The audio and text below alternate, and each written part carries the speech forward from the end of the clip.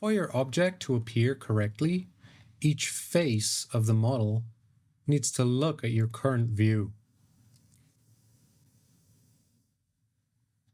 This is enabled by the Start Camera Update button. If I click this, I can see that the faces are actually rotating and sometimes scaling to adapt to my current view. If I turn this off and then move my camera, the object might look quite strange. There are two modes for the camera update. There's continuous and frame change. When continuous is enabled, the faces of the object will try to update as often as possible to face the current view. This is great for real-time preview in your scene, but it could become performance heavy if you had a very large object or many objects in your scene. Frame change will only update the object if the frames on your timeline change. If I enable camera update now and move my camera, I can see it's not updated. If I press play, we start the updates. If I hit left or right on my keyboard to move to a new frame, I can update the object. This is a very fast way of working with many objects in your scene. You can rotate around, and whenever you want to update the scene, you can simply hit left or right on your keyboard.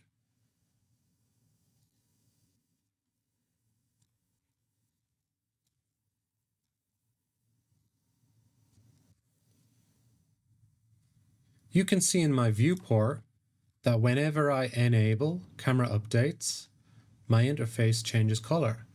And if I stop camera updates, the color returns to the Blender default. This happens not just in the add-ons interface boxes, but also in other areas of Blender too. This color change is here to remind you that the update process is activated. Sometimes if you activate the process and then start working on your scene in other ways, you might notice some lag in your system. And you might wonder why. This color change is simply there to remind you that the process is active. You can enable or disable this color change from the Edit, Preferences, and Preferences for the add-on. Enable header color warning when camera update is active. If I disable this, the interface no longer changes color when I update the camera. If I enable this feature again,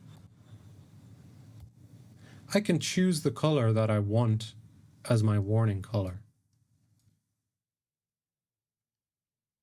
If for some reason you were working in Blender and camera updates were activated and your UI had changed color and your system crashed or closed unexpectedly, when you reopen Blender, you may be faced with a UI that still has the color changes.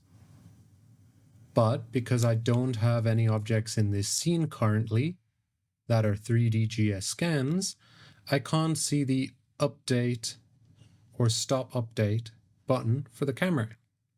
I can always return the default Blender colors from within the add-on's preferences by hitting Restore Default Blender Header Color.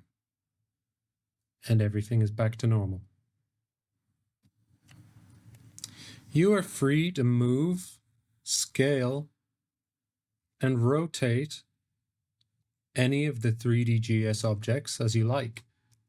You can even duplicate them as many times as you wish. All 3D GS objects in your scene can be updated at the same time. I can see in solid mode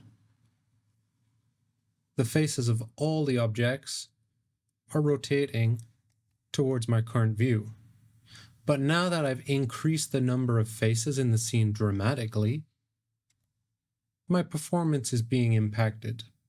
I'm going to stop the camera updates.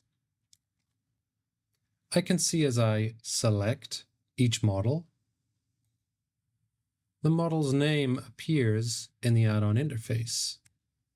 Flamingo 9, Flamingo, Flamingo 1, and under the selected model's face and under the selected model's name, I can see updates are active. I can toggle this to updates are inactive. I will do this for every single object, except this one object here. If I hold Alt while pressing the button, I can make all objects affected by this toggling. Now all of these objects have updates are inactive applied. And if I start the camera update, I can see only this object is updating. These objects are no longer updating. Only the one that has updates are active applied. This can be very useful if you're trying to place, edit, or focus on a particular model and you don't want to impact viewport performance. When you want to render and you're happy with your scene, you can re-enable updates for all objects. Or if you have a main object in the foreground of your scene, you might decide that you want full visual quality for this object. Background objects, since they don't experience as much camera change or camera parallax, might not need updating during an animation. So if I disable updates for these objects and only update the focused object in the foreground, performance is much faster, and for background objects, the change is minimal, if nothing at all.